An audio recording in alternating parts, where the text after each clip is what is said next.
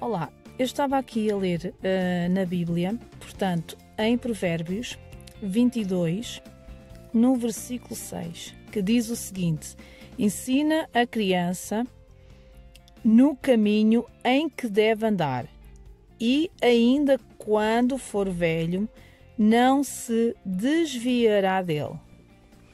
Ou seja, desde pequena, nós devemos ensinar as crianças a andarem num caminho que devem andar. E qual é o caminho que as crianças devem andar?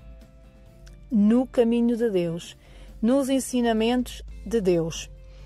E em que idade é que devemos começar a ensinar a criança? Desde que ela começa a ter entendimento. Eu vou contar a minha experiência como mãe de uma criança neste momento de 3 anos. No entanto, eu comecei a ensinar a minha filha desde muito cedo a fé, ela a depender da fé, a depender de Jesus, a falar de Jesus, ela a usar menos o sentimento, mais a fé. Ela tinha 1 ano, mais ou menos as crianças já começam a absorver as palavras, já começam a absorver os ensinamentos. Então, com 3 anos, a minha filha frequenta a IBI. Com 3 anos, a minha filha já sacrificou na Fogueira Santa.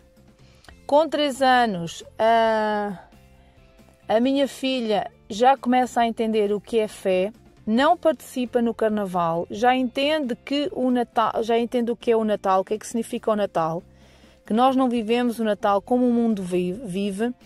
Ou seja, e para que a criança não fique revoltada porque todos fazem e ela não pode fazer, é explicar à criança, tirar um tempo e explicar à criança como é que ela deve explicar o porquê das coisas, tirar um pouco de tempo, explicar com paciência, explicar com amor o porquê do Carnaval, porque é que ela não deve participar no Carnaval, o significado do Natal para o mundo, ensinar também a ser dizimista, a ser ofertante, a ter comportamentos e princípios de acordo com a palavra de Deus.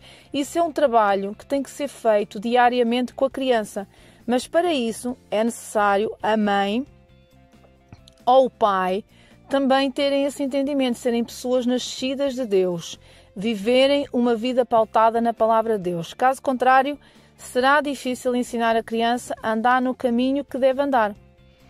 Era esta minha experiência que eu queria partilhar com vocês e espero ajudar, porque a criança deve ser ensinada desde pequena a usar a fé na escola, quando um colega a maltrata, quando um colega lhe chama nomes.